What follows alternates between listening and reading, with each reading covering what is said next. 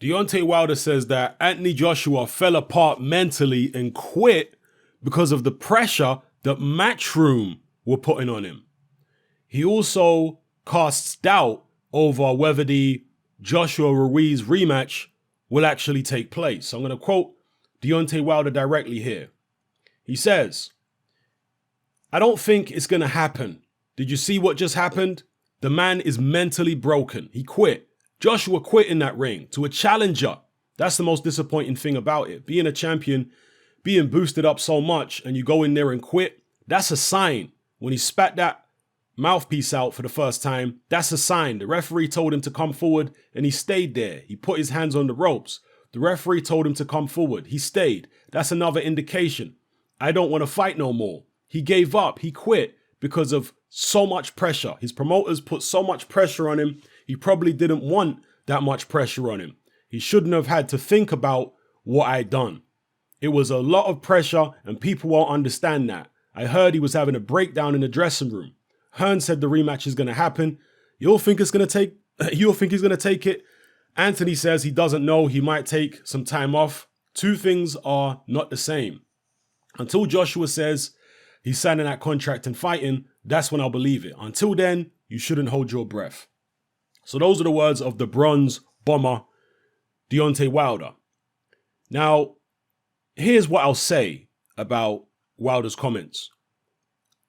There clearly was a lot of pressure on Anthony Joshua. I've got no idea whether Matchroom were putting additional pressure on him.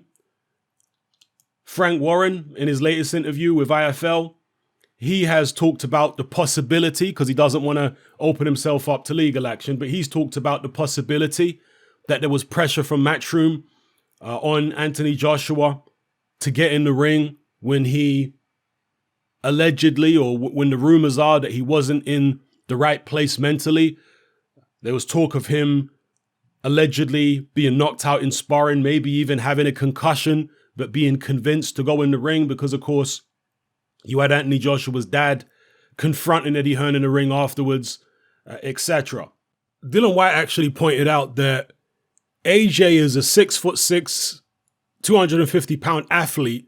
There's no way that Eddie Hearn could have forced him to get into the ring if he was having a panic attack. Like AJ could have just said, "No, I'm not going out there."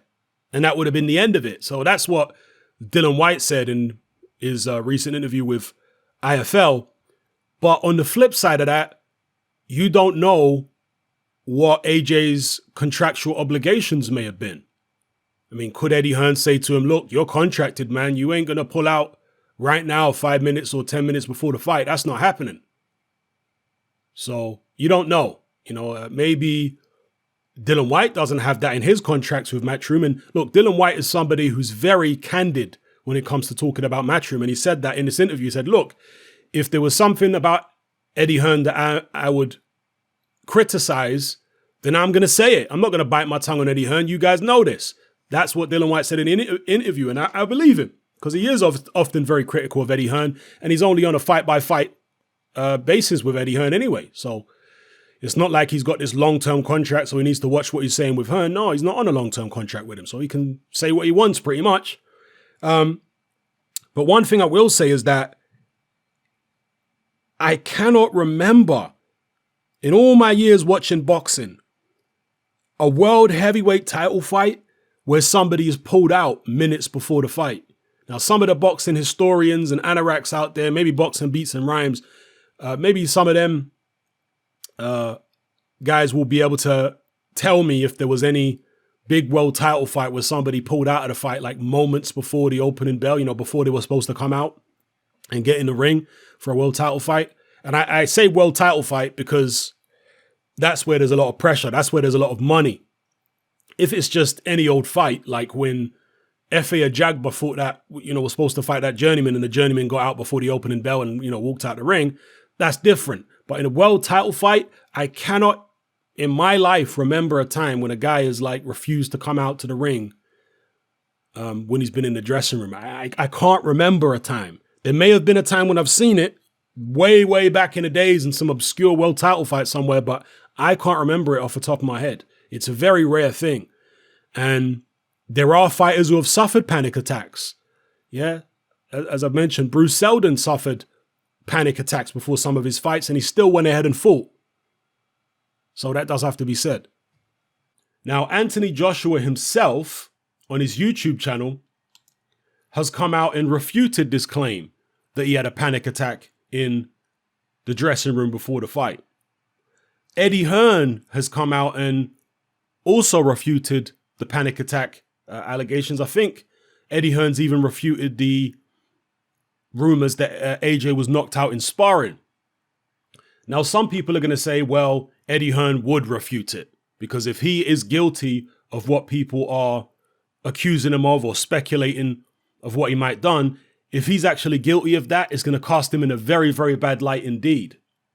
And Frank Warren, of course, talks about if AJ was concussed, that is very dangerous for the promoter and the people around him, including the trainer. The whole team is very dangerous for them to be then putting him in the ring when he's been concussed so close to a fight.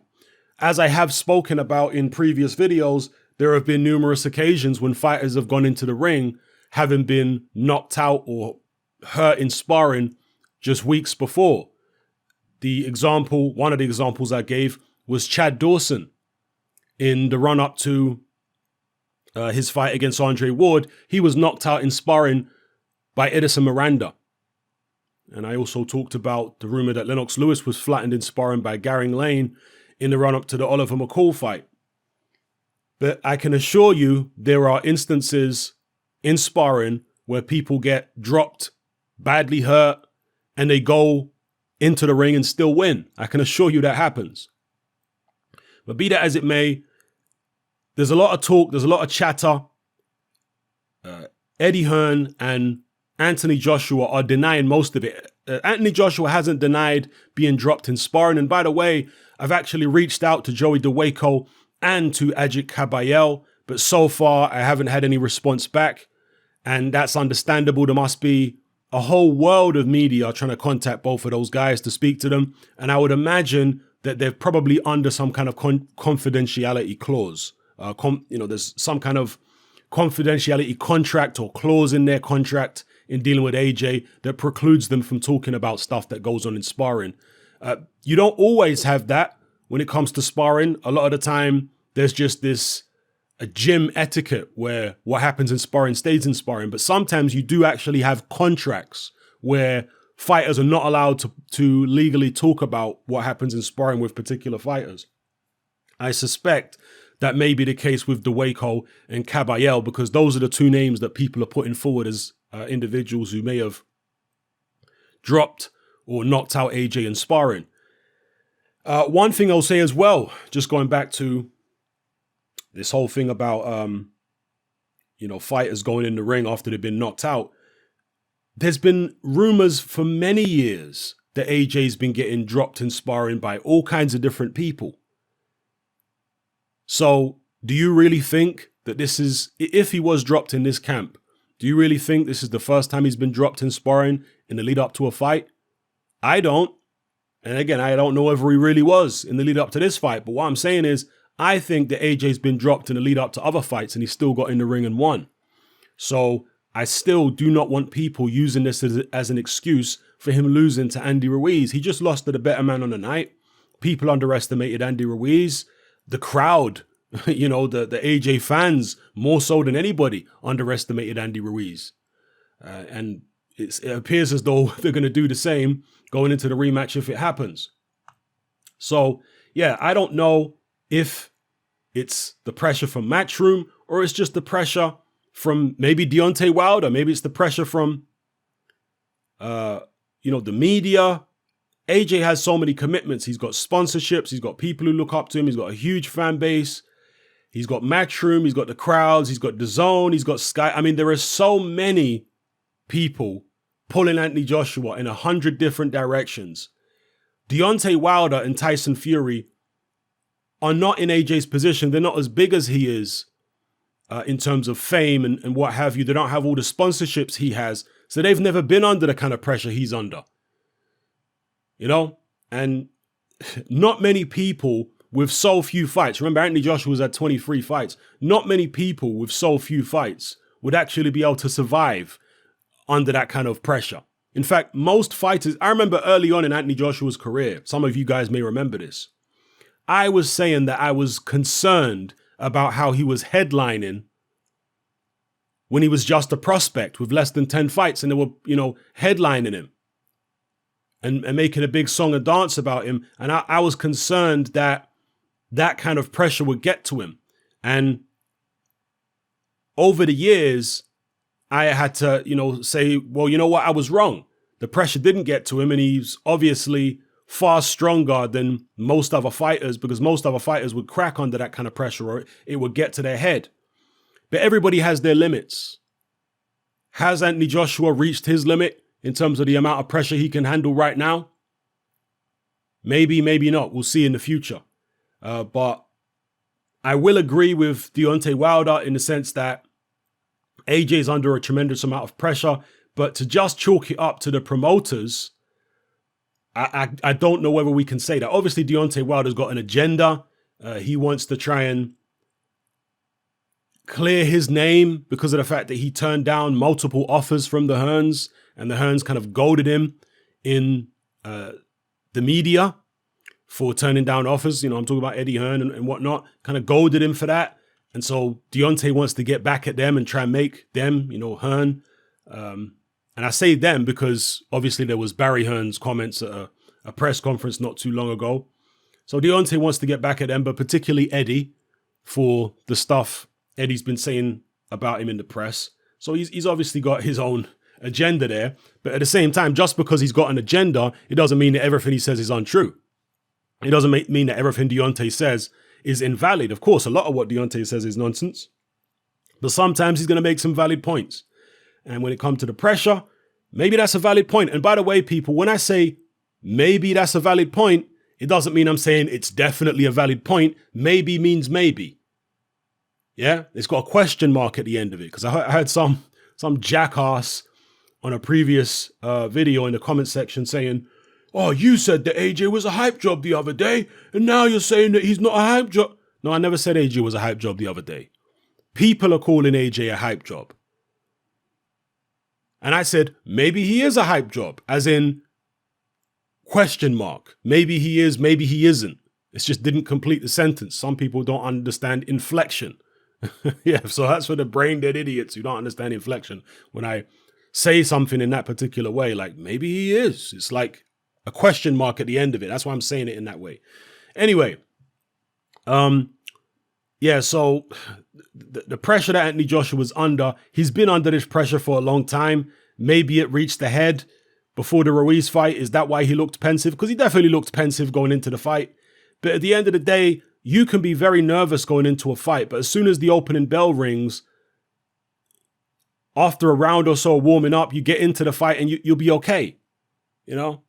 I've seen fighters suffer panic attacks going into fights. In fact, I'll give you a couple examples of fighters. Well, this particular fighter, Bruce Seldon, who was a former heavyweight champion, he said that he suffered a panic attack before his fight with Riddick Bowe, where he got knocked out in the first round.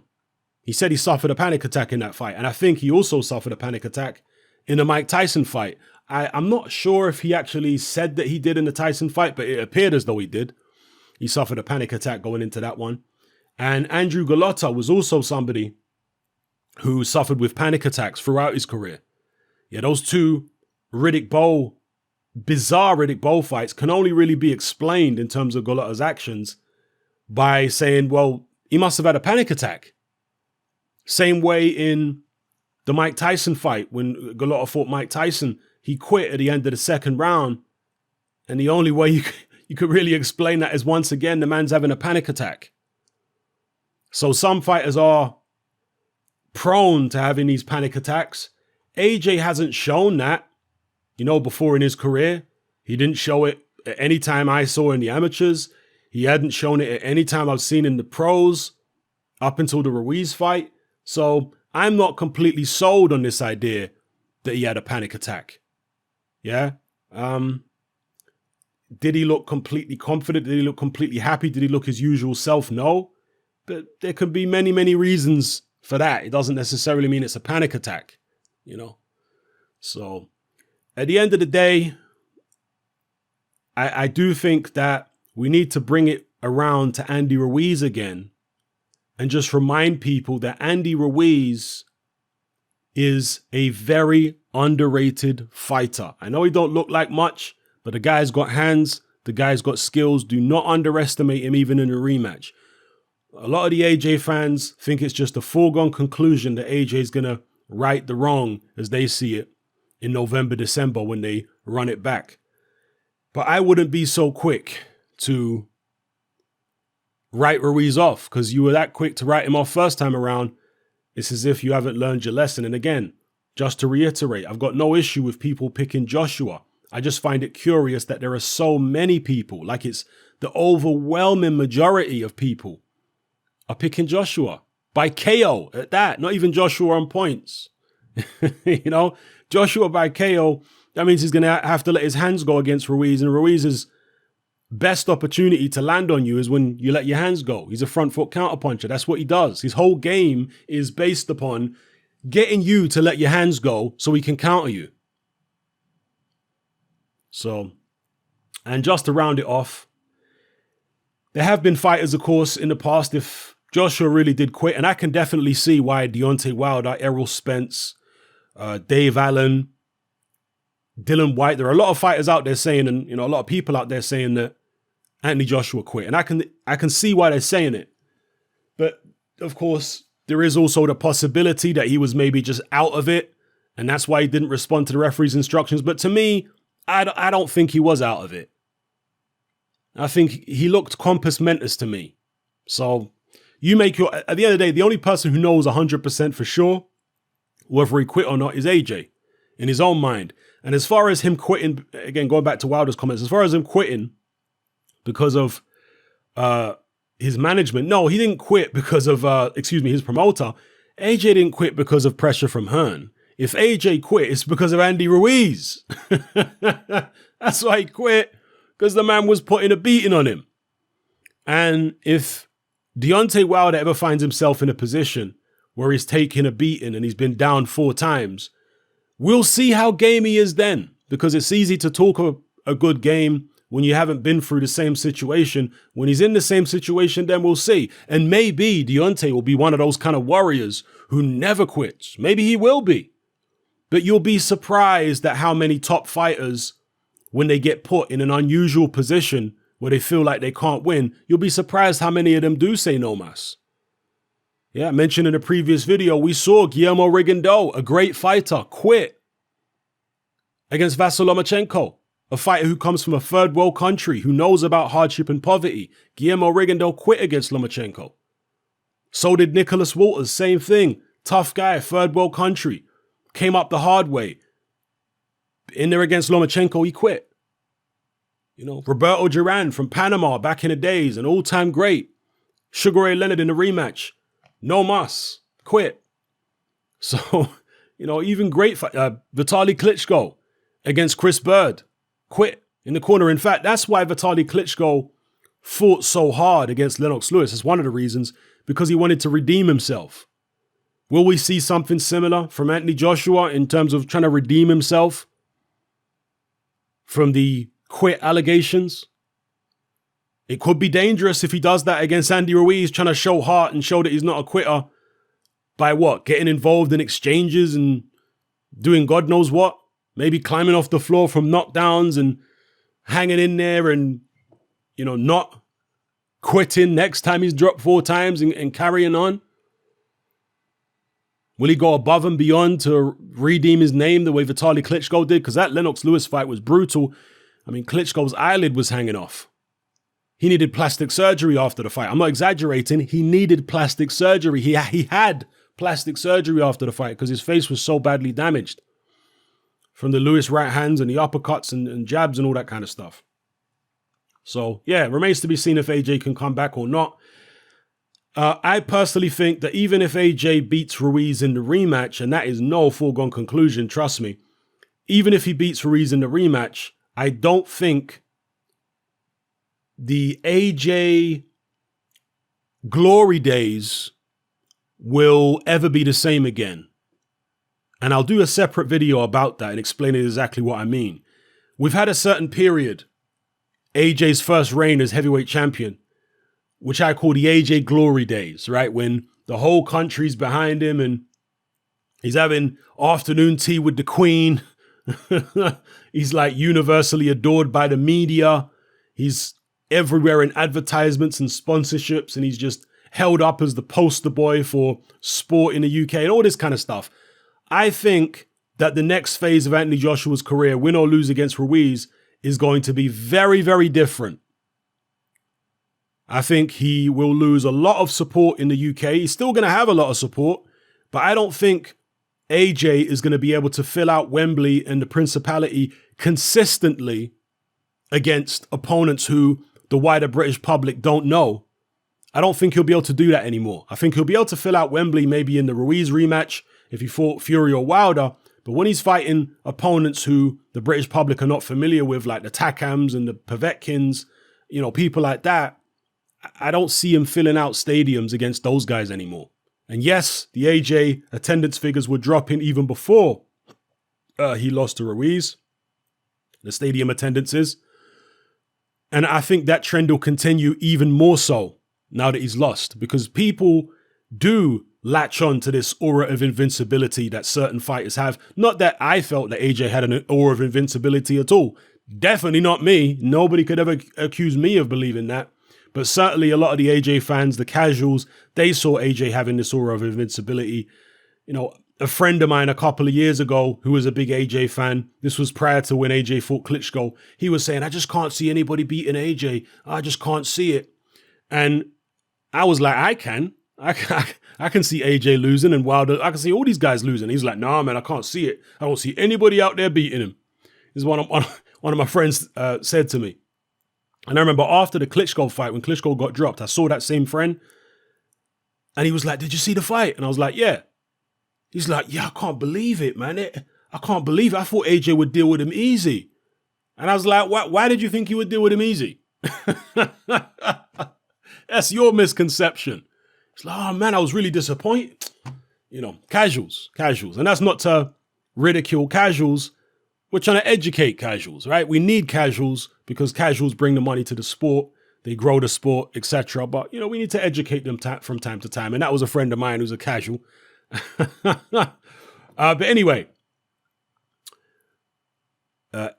AJ moving forward, I don't think the love will be quite the same. And I think AJ's attitude is also going to change, because I don't think we're going to see AJ the celebrity so much moving forward. I think we're going to see more AJ the fighter. And that's probably going to be better for him in terms of his development as a fighter and his rehabilitation as a fighter. He may be better off going back to the old days when he was, a bit more arrogant in the ring in terms of sticking out his tongue and being mean. Obviously, you want to be professional. You don't want to be reckless, because that's what got him knocked out against Ruiz. But I'm talking about when he's building himself back up from the ground up. All this professional sportsman and, this kind of business, that's not what wins you fight. You have to be a mean so-and-so in the gym, in pro. You have to be mean. You have to have a hard mentality. And I've seen some people suggesting that maybe AJ has gone a bit Hollywood in his mentality. Maybe he needs to get back to the spit and sawdust. Maybe he needs to come out to Stormzy, Shut Up Again. Instead of all these other songs he's come out, get that old school spit and sawdust, back to basics mentality back. Maybe that's what he needs. And like I say, I think that's what he's going to have moving forward in the next phase of his career. More of a boxer's mentality rather than a celebrity mentality. Now, whether it's going to be enough for him to ascend the ranks and regain his belt, go on to achieve great things in the sport, that remains to be seen. Maybe AJ will just be a very bright light that burned for a short amount of time. Maybe he won't be one of those guys who burns slow and steady, but one of those guys who burn really hot and bright for a short amount of time. And that maybe now his time's over and he'll just go on to be someone who gets chinned every time he steps up. We'll see. Drop your comments in the comment section below. Let me know what you feel in the comment section. It's happening. I'm out. Join me on Patreon. I upload a minimum of 2 podcasts every single week, covering a wide variety of controversial topics, as well as live stream Q&A sessions. Take a look on screen right now at some of the podcasts I've produced so far. For just $3 a month, the equivalent of about £2 a month, you get access to all my new podcasts and my entire back catalogue of past podcasts, including my popular Confessions of a Nightclub Bouncer series. You can listen on your computer or on your smartphone or tablet by downloading the Patreon app from the Google Play Store or the App Store for free. The Patreon app also allows you to download each podcast in MP3. For less than the price of a cup of coffee, you get access to dozens of hours of exclusive content. It's easy to sign up, there's no contract, and you can cancel at any time. So come and join our community of free and critical thinkers by signing up with me here on Patreon today.